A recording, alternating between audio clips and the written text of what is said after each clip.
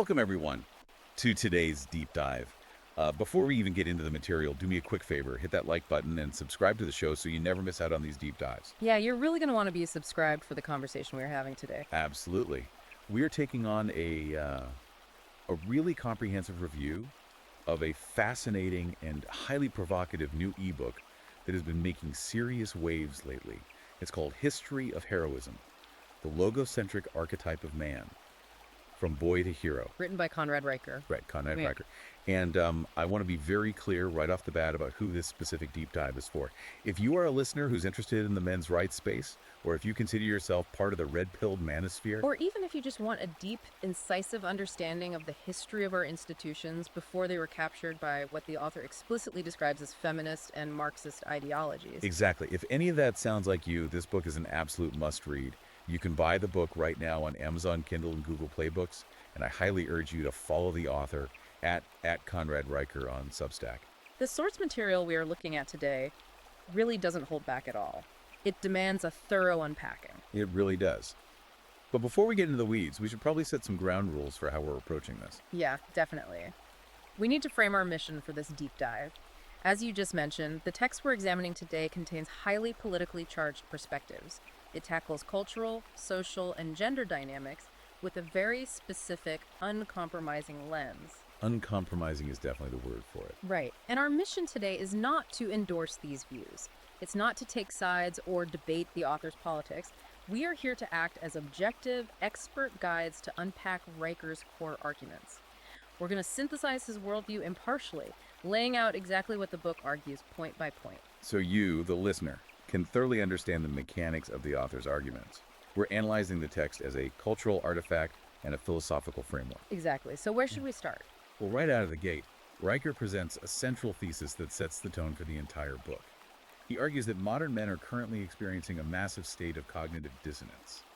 But he doesn't attribute this to the usual things you hear about in the mainstream media, right? No, not at all. He doesn't blame the economy or social media or a lack of emotional openness. He argues this dissonance is happening because men's biological and metaphysical mandate is being actively pathologized by modern society. And he uses this Greek philosophical term, telos. Telos, which is a crucial concept to define if we're going to understand the rest of his book. Aristotle used the word telos to describe the inherent purpose, the ultimate aim, or the intrinsic design of a thing. And Riker applies this directly to male biology and psychology. Right. According to the book, a man's telos is to lead, to protect, and to build. His argument is that society is currently telling men that those exact natural instincts are toxic. And this ties directly into the subtitle of his book, which mentions the logocentric archetype. Let's actually pause and define that, because logocentric is a pretty heavy philosophical term, and he uses it as the foundational block of his entire argument. What exactly does he mean by the logocentric archetype of man? So, logocentric generally refers to a focus on logic, words, and universal truth. It often prioritizes objective order over pure emotion or chaos. Riker uses it here to argue that the male instinct is fundamentally built on creating objective order out of chaos. Okay, so the logocentric archetype, in his view, is the man who structures his life around duty, logic, and building functional systems, rather than prioritizing emotional validation. Precisely. When Riker says that men are experiencing cognitive dissonance, he means that this logocentric drive, the urge to build, protect, and establish order, is colliding with a modern culture that demands men prioritize emotional expression, vulnerability, and systemic deconstruction. And he pulls in some pretty staggering data to back up this feeling of displacement. He specifically cites a 2023 Pew Research study, which found that 62% of men today feel alienated from their traditional roles. But Riker's reaction to this data is what drives his thesis. Yeah, he doesn't look at that 62% and suggest these men need to be guided into therapy to process their alienation. He explicitly calls that statistic a war cry. How does he justify viewing mass alienation as a strength rather than a symptom of a larger mental health crisis? Well, he uses that Pew Research data to completely reframe the modern male condition, rejecting the traditional psychological interpretation entirely. In clinical settings, alienation is treated as a trauma that needs to be medicated or talked through. Right, the standard therapeutic model. Exactly. But Riker posits that this alienation is actually a completely healthy biological rejection of a sick society. He claims that men are not broken. Rather, they have been disarmed. He makes that analogy about the oak tree, right? Yes, he Yeah. says an oak tree doesn't question why it grows tall, and a salmon doesn't apologize for swimming upstream. Therefore, when a man feels the instinct to protect or to lead, that is his natural programming. The cognitive dissonance occurs because culture is demanding that men suppress their deepest evolutionary and historical instincts. To Riker, the fact that 62% of men feel alienated means that 62% of men still possess their biological pelos. They just don't have a culturally approved outlet for it. Right. And he gives some really visceral examples of what that instinct, that logocentric archetype, looks like in the real world outside of a theoretical framework. One of those gripping stories in the source material is about Brendan Morocco. The soldier in Iraq. Yeah. Morocco was the first U.S. soldier to survive a quadruple amputation in the Iraq War. Riker breaks down the mechanics of that event. Morocco didn't lose his limbs because he was hesitating or analyzing his emotional state. He lost his arms and legs because he ran directly into a blast zone to drag his comrades out of danger. Riker uses this to illustrate heroism in its absolute purest form. There were no cameras around, there was no medal ceremony prompting him to do it. He wasn't seeking glory, he just wanted his brothers to live. And Riker argues that this is the telos in motion, sacrifice under fire. It's the logocentric archetype executing its programming when the system is threatened. Riker uses Morocco to establish that true heroism is inherently selfless and structurally necessary for survival. And then he draws a direct historical line from Morocco all the way back to antiquity, specifically to the 300 Spartans at the Battle of Thermopylae. The Thermopylae comparison is fascinating because it's such a well-known historical event, but Riker focuses on the specific psychological intent of the Spartans. They held that narrow mountain pass against 100,000 Persians, but Riker points out they didn't stand their ground because they thought they were going to achieve some miraculous victory. No, they stood their ground to buy Athens time to evacuate and prepare. They knew with absolute certainty that they were going to die. This highlights a recurring theme in the book, the idea of asymmetric liability, or the burden of sacrifice. Riker believes that modern society has fundamentally inverted the concept of heroism. Instead of honoring self-sacrifice and stoic duty, the willingness to face certain death so that the broader civilization can survive, he argues that modern culture glorifies destruction and nihilism. He points to pop culture figures to illustrate this inversion. He specifically calls out characters like Walter White from Breaking Bad or Deadpool. Riker argues that we have replaced the builder and the protector with the rebel who destroys, or the anti-hero who treats extreme violence as a cynical joke. He actually calls those characters cultural suicide notes dressed as entertainment.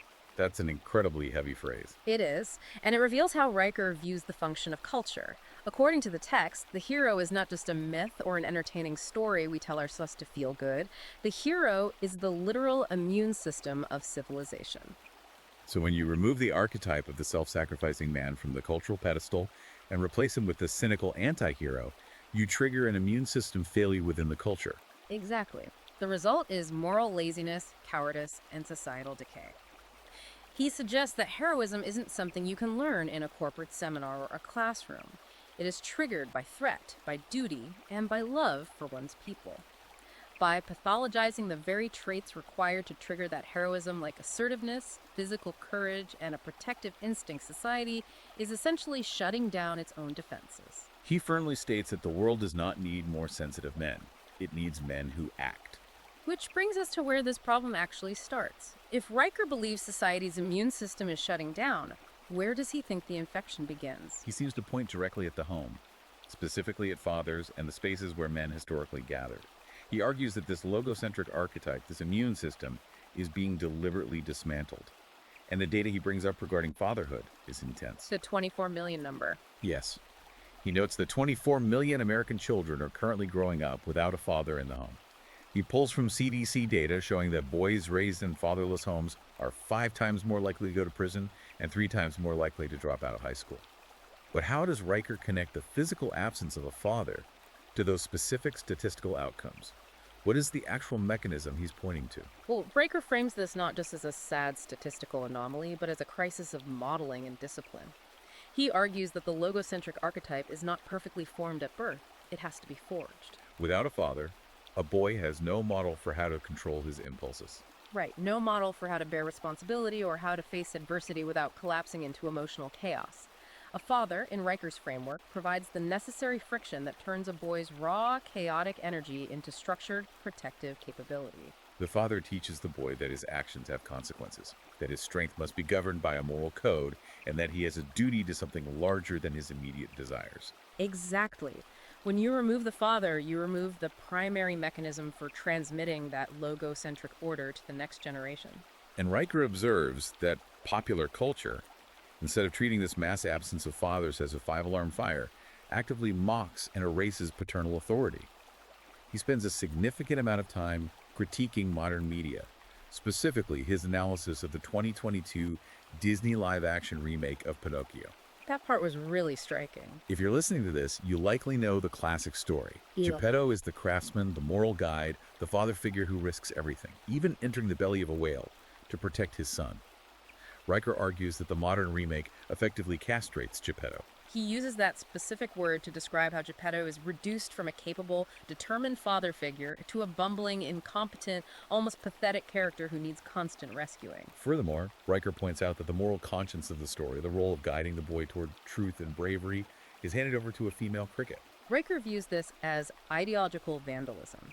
It's the symbolic elimination of paternal authority, replaced by what he calls a chirping NPC that preaches feelings and safety over duty and courage. He argues that media like this intentionally conditions children to view male authority as inherently flawed or unnecessary, while elevating female-coded voices as the ultimate source of moral clarity. But this erasure isn't just happening on movie screens. Riker tracks it into the physical spaces where men used to gather. He spends a lot of time contrasting the historical reality of fraternal orders with what we have today. He notes that back in 1890, 1 in 5 American men belonged to a fraternal order. We're talking about the Masons, the Elks, the Oddfellows. Right. Riker emphasizes that these weren't just places to go drink and escape the family. These groups literally built hospitals, funded orphanages, created insurance pools before the modern welfare state existed, and enforced strict moral codes among their members. And he grounds this historical data with a very personal narrative. He tells the story of his own father joining a moose lodge in Scranton, Pennsylvania in 1955. Riker describes it as a vibrant, mutually supportive community of 200 men. These men debated politics, they networked to find each other jobs, and they pooled their money to financially support the widows of members who had passed away. There was a secondary structure of governance and support run entirely by men for the benefit of their community. But Riker notes the stark contrast when he revisits that exact same lodge in 2023. It had only 68 members, mostly retirees, operating out of a half-empty building, completely stripped of its cultural and civic power. And Riker's very specific about why he believes this collapse occurred. He doesn't attribute it to a natural loss of interest or the invention of television or changing hobbies. He views it as a result of targeted ideological warfare from the state. He points out that in the 1980s, the IRS began targeting male fraternal groups, threatening to revoke their tax-exempt status if they did not admit women. What makes this asymmetric warfare, according to the author, is that female exclusive groups, like the Daughters of the American Revolution, were completely left alone by the IRS. Riker argues that the left, acting through state institutions, viewed male bonding and male autonomy as an inherent threat. The state could not tolerate a powerful, parallel institution that it did not control, especially one that fostered traditional masculine values and independence. The result of dismantling these rigorous, oath-bound fraternities is what we see today: modern frat culture. He cites data from the National Panhellenic Conference showing that the average college fraternity today spends 83% of its budget on alcohol and parties. Riker's argument is that we traded parallel governments that built civic leaders and hospitals for hedonistic social clubs that produce nothing of value. The destruction of the male space wasn't about equality. It was about neutralizing a threat. Which brings us to the core mechanism of how Riker believes these institutions were captured. He calls it the gynocentric coup, facilitated by the weaponization of empathy. The central idea here is that modern institutions have been captured by ideologies that explicitly punish traditional male traits, like assertiveness, competition, and risk-taking. And unilaterally reward female-coded emotional norms, things like consensus building, vulnerability, and safety. Riker gives an example from the modern education system that illustrates this shift perfectly. He describes witnessing a middle school restorative justice session. In this session, a young boy is forced to apologize to his classmates. But he isn't apologizing for lying, or for insulting anyone, or for physical violence. He's forced to apologize for being too persuasive. Exactly. He won a classroom debate too aggressively. The boy's natural logocentric drive to argue logically and win is pathologized as a harm. In another instance, he cites a boy is forced to write a letter of regret for roughhousing at recess. Meanwhile, Riker points out that relational aggression, things like gossip, reputation destruction, and social exclusion, which accounts for 68% of school bullying among girls, is largely ignored by the administration. The system, Riker argues, is completely blind to female forms of aggression, while treating natural male energy as a disease that needs to be medicated or disciplined out of existence. He posits that schools are no longer designed to educate boys. They're designed to domesticate them. If you're navigating the corporate world right now, Riker's next application of this concept probably sounds very familiar to how modern human resources departments operate. He calls this the NPC effect in corporate HR. He argues that identical behavior in the workplace is judged entirely differently based on gender. Yeah, Riker observes that when a man displays assertiveness or pushes back hard against a bad idea in a meeting, it is penalized. HR labels him as aggressive, toxic, or arrogant. But when a woman displays that exact same assertive conduct, she is celebrated in the corporate culture as a strong, decisive leader. Riker asserts that HR departments are enforcing an ideological alignment that views masculine traits as inherently dangerous and feminine traits as the ideal standard for leadership. This double standard is quietly pushing men out of leadership roles and erasing the logocentric archetype from the workplace. And he extends this argument well beyond corporate HR, looking at government policy and the military. Take Title IX, for example. If you follow sports or legal history, you know Title IX was originally sold to the public as a way to ensure gender equity and provide opportunities for women. But Riker argues it has become a wrecking ball for men's sports. He cites data showing that in 2020 alone, colleges cut 15 men's teams, sports like swimming, wrestling, and tennis, just to fund women's lacrosse and equestrian teams. The universities aren't adding programs to balance things out and expand opportunity. They are actively destroying men's programs to meet a mandated mathematical ratio. Riker sees the same dangerous dilution of standards happening in the military. He points out that female tank operators are being pushed into frontline roles despite having objectively lower physical performance benchmarks and significantly higher injury rates compared to male operators. He argues that military commanders are being pressured by political leadership to promote diversity metrics over actual combat readiness. In Riker's view, the military is essentially sacrificing its operational effectiveness and the lives of its soldiers for the sake of symbolic equality. This is where Riker introduces one of the most compelling frameworks in the book, the cargo cult of equality. For listeners who might not be familiar with the historical reference, what is a cargo cult and how does Riker apply it to modern equity mandates? So, the analogy comes from Pacific Islanders after World War II. During the war, American forces set up massive air bases on these islands, bringing in planes full of cargo, food, and technology. After the war ended and the military left, the islanders wanted the cargo to return, so they built fake airstrips and control towers out of wood and bamboo, hoping to summon back the planes. They perfectly mimic the visual form of the thing, but they completely lacked the underlying mechanics, engineering, and understanding of flight. Exactly. Riker argues that modern equity activists are doing the exact same thing with our institutions. They look at a boardroom or a special forces unit and demand that it look mathematically diverse. But they ignore the underlying mechanics of competence, biological reality, and the specific historical risk-taking that built those institutions in the first place. So they're demanding equal outcomes, but ignoring the reality of what produces those outcomes. Right. The book firmly posits that modern equity movements do not actually want fairness. They want power. They want to dismantle male norms and standards while elevating female exceptions. And the primary tool they use to enforce this, according to Riker, is empathy. That is a fascinating subversion of how we usually talk about empathy. We are told constantly that empathy is the highest virtue. How does empathy become a weapon? Riker argues that empathy, when it is stripped of objective justice and logic, ceases to be moral. It becomes a maternalistic cudgel used to enforce conformity. If someone's feelings are hurt by an objective truth, the weaponized empathy of the institution demands that the truth be silenced to protect the feelings. This dynamic is used to silence male dissent, pathologize the logocentric archetype, and ultimately infantilize society. The institution stops seeking excellence and starts seeking universal comfort. And if institutions are using empathy to enforce comfort over excellence, Riker argues that this has created a profound crisis in how men are taught to handle their own psychology. He launches into an intense critique of modern therapy culture, warning about the myth of emotional repression. To illustrate just how far we have fallen, he contrasts the psychological framework of the NASA Apollo missions with modern military mental health practices. It's a stark comparison.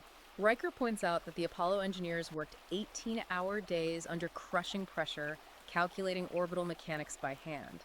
The astronauts were hurled into the void of space, relying on technology with less computing power than a modern smartphone, with split seconds to make life or death decisions. In that entire environment, there was zero emotional venting. There were no group hugs, no therapy sessions to process their anxieties about the vacuum of space. And yet, their mission success rate under extreme pressure was 100%. They were trained to execute their duty, not to express their internal state. Riker contrasts that historical reality with a conversation he had with a modern Special Forces medic. This medic complained to Riker that while units used to rigorously debrief the tactical aspects of a mission, what went wrong, where the fire came from, how to improve the breach, they are now being directed to sit in circles and debrief their feelings about the mission. Riker argues this therapeutic approach doesn't build warriors capable of surviving the next mission. It builds patients who are hyperfixated on their own trauma. Riker uses this to deconstruct the modern psychological redefinition of vulnerability. He notes that the classical understanding of vulnerability, the kind championed by ancient Stoics, or even modern thinkers in the manosphere like Jordan Peterson, was about speaking objective truth under the threat of consequence. It was about facing physical or social danger while standing your ground. But Riker argues that modern therapy culture, heavily influenced by figures like Brené Brown, has hijacked the term entirely. Vulnerability has been redefined as crying on Instagram for clout, or monetizing your personal trauma for social validation. To counter this, Riker introduces what he calls the hero's algorithm. It's a simple equation. Training plus responsibility plus silence equals legacy. How does he differentiate the silence part of that equation from what a modern therapist would call dangerous emotional repression? Riker argues that Stoicism is not emotional repression, it is emotional discipline. Historical figures like Marcus Aurelius didn't suppress their emotions because they were afraid of them. They mastered their emotions in order to govern empires through plagues and wars. If a leader collapses into an emotional puddle during a crisis, the people relying on him will perish. Riker believes that modern psychology's insistence on pathologizing Stoicism is a deliberate tactic. By convincing men that their Stoic discipline is actually toxic repression, society dismantles male resilience under the guise of care. And Riker ties that mental resilience directly to physical strength, warning about what he calls the strength delusion. He shares the incredible survival story of Aaron Ralston. The guy who was trapped under the boulder in Utah. Right. The man who was trapped under a 400-pound boulder in a remote canyon for 5 days. Ralston eventually survived by breaking his own arm and amputating it with a dull pocket knife. Riker uses this extreme, visceral example to prove a fundamental point about reality. Physical strength and mental endurance are not optional for men if they want to survive. Nature filters ruthlessly, and nature does not care about your emotional availability. Yet Riker looks at where we are today and sees a population completely insulated from that reality. He cites CDC data showing that in 1954, the average 15-year-old American boy could do 25 push-ups. By 2023, that number had collapsed to under 10. He also brings up a 2022 Harvard study showing that only 17% of undergraduate men can bench press their own body weight. When Riker looks at this data, he doesn't just see a failure of physical education or a rise in sedentary lifestyles. He sees the vanguard of civilizational collapse. Because if a crisis hits, that lack of physical capacity translates directly into a lack of survival options. Exactly. Riker argues that we have outsourced masculinity to the digital realm and to influencers who mock physical capability as meathead culture. But when a crisis hits, whether it's an earthquake, a building collapse, or a violent riot feelings, therapy speak and performative empathy do not save lives. Functional physical capacity does. He notes that the firefighters who survived ascending the World Trade Center stairs on 9/11 had, on average, 25% higher grip strength than those who did not. In Riker's framework, biology meets duty at the point of physical exertion. Weakness gets you killed, while strength gives you options. The author is deeply concerned that we are raising a generation of men who are fundamentally incapable of moving their own mass against gravity, let alone carrying a wounded comrade out of a building. This focus on physical sacrifice leads directly into perhaps the book's most provocative historical reinterpretation. Riker entirely rejects the mainstream feminist definition of patriarchy. Right, the conventional narrative is that patriarchy was a system designed by men for men to systematically oppress women and hoard power. Riker flips that entirely. He argues that the historical patriarchy was never about the male oppression of women.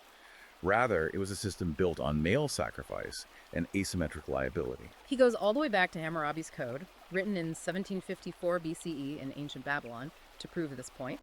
He points out a specific law in the code.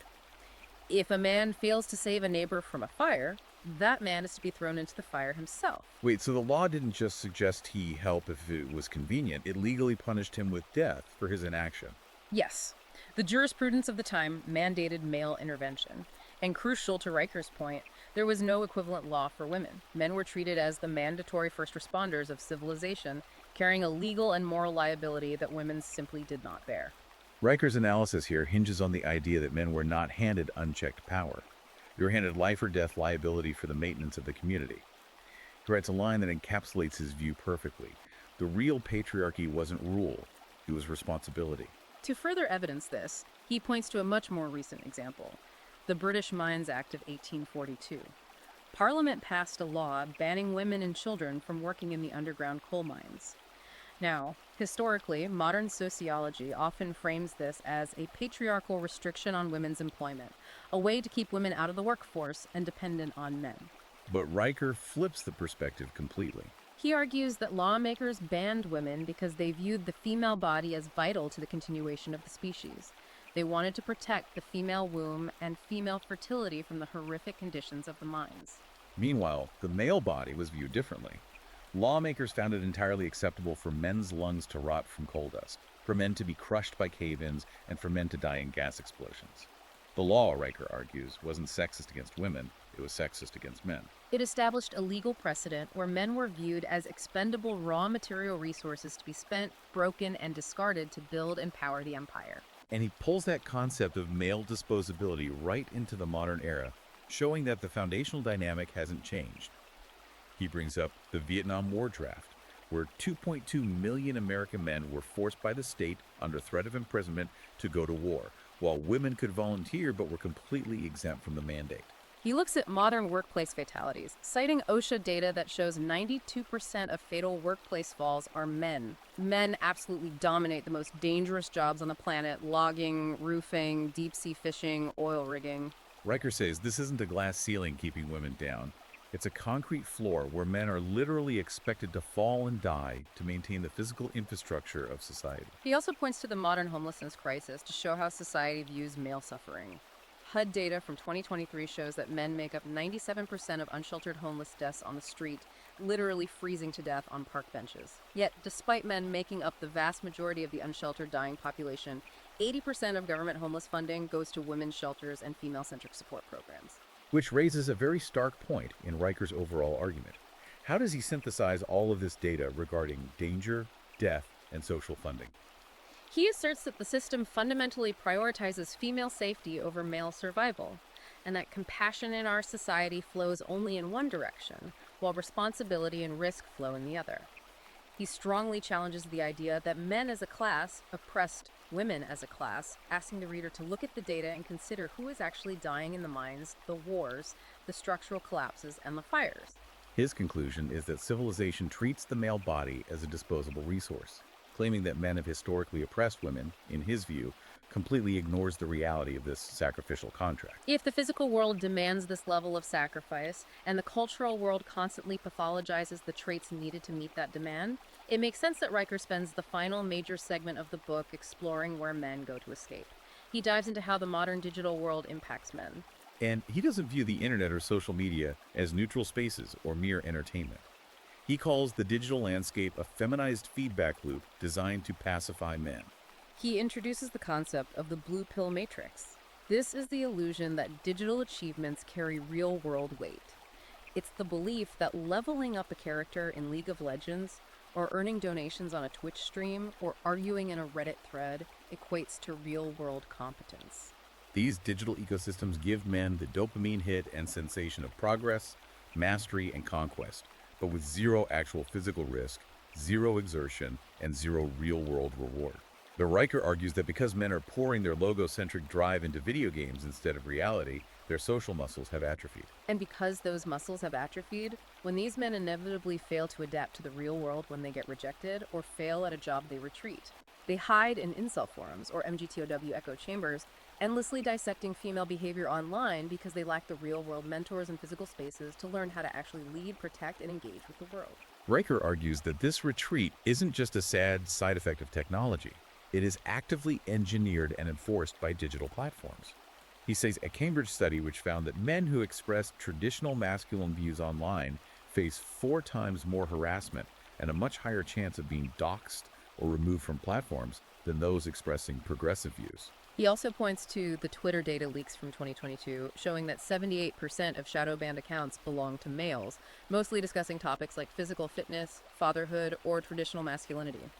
Riker posits that big tech algorithms are designed to suppress male assertiveness under the guise of reducing polarization or fighting toxicity. Social media platforms reward emotional volatility, victimhood, and performative tears, which he codes as feminine, while actively downranking, demonetizing, or deleting calm, rational, traditional male discourse. But Riker doesn't just present this bleak digital landscape. He is incredibly enthusiastic about the solution that men have found. He calls it the podcast cathedral. Because men have been pushed out of universities, pushed out of corporate leadership, and suppressed on traditional social media platforms, they have migrated entirely to audio. He describes podcasts as the new samizdat. For those unfamiliar with the history, samizdat was the underground, grassroots transmission of forbidden ideas and resistance literature in the Soviet Union. Riker views independent podcasts exactly the same way as a resistance mechanism against institutional control. He highlights a specific show called The Daily Wingman to illustrate this. The show was started by a high school history teacher who quit his job after being formally reprimanded by his administration for assigning his students the writings of Marcus Aurelius instead of the mandated critical race theory texts. So he leaves the captured institution, goes into his garage, and starts a daily 12-minute podcast talking about stoicism, the importance of fatherhood, and lifting weights. Today, that podcast draws 450,000 men daily. Men are literally gathering in garages, on job sites, and in their trucks to listen to these shows and debate them. What's vital here is the regulatory landscape that allows this to happen. Riker points out that the FCC does not regulate independent downloaded podcasts the way it regulates broadcast radio or television. Furthermore, because a man in his garage is his own boss, there are no corporate HR speech codes to navigate, and no diversity, equity, and inclusion mandates forcing him to alter his content. In this audio space, you can openly discuss natural hierarchy, biological reality, and male duty without the threat of being fired or canceled by an HR department. And Riker frames this not as some modern technological fluke, but as a return to a very ancient way of transmitting knowledge. Yes, he compares it to the oral tradition of Homeric bards or Roman orators speaking to the assembly. In a digital world completely saturated with fractured algorithmic outrage and short-form dopamine hits, the long-form podcast trains men in deep listening.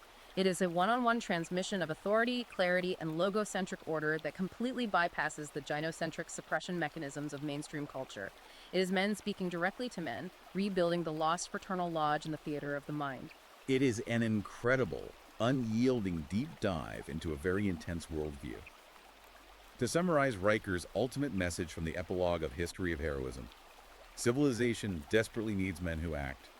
The entire book is a direct challenge to men. He is telling the reader to stop apologizing for their biological nature, to aggressively train their physical bodies, to focus on building tangible things instead of consuming digital media, and to intentionally raise strong sons who understand their duty. He wants men to reject the cultural script that says their strength is toxic, and to reclaim their historical role as the architects and defenders of order. And we want to leave you, the listener, with a final provocative thought to mull over, drawing directly from Riker's framework of duty and liability. Riker makes a poignant observation about modern law to contrast with his earlier point about Hammurabi. He notes that the Good Samaritan laws in 48 U.S. states do not compel a citizen to act in an emergency. They merely protect the citizen from liability if they choose to act. Heroism, in the modern legal and cultural framework, is entirely voluntary. So if heroism is strictly voluntary, And our modern culture is actively pathologizing the very masculine traits that historically drove men to volunteer for that sacrifice. What happens to a society the next time a metaphorical or literal earthquake hits? If we have trained an entire generation to prioritize their own emotional safety over duty, who steps forward into the fire? That is a chilling question to leave on, and exactly why this book is generating so much intense discussion across the internet. If you want to truly grasp the depth, the history, and the full architecture of this worldview, you absolutely need to buy the ebook History of Heroism, the logocentric archetype of man. From Boy to Hero by Conrad Riker. You can get it right now on Amazon Kindle and Google Play Books. Go get it. And be sure to follow the author at Conrad Riker on Substack to keep up with his writing and his ongoing analysis of these topics. Finally, I want to remind you one last time, please hit that like button and subscribe to the show so you never miss another deep dive with us. We will see you next time.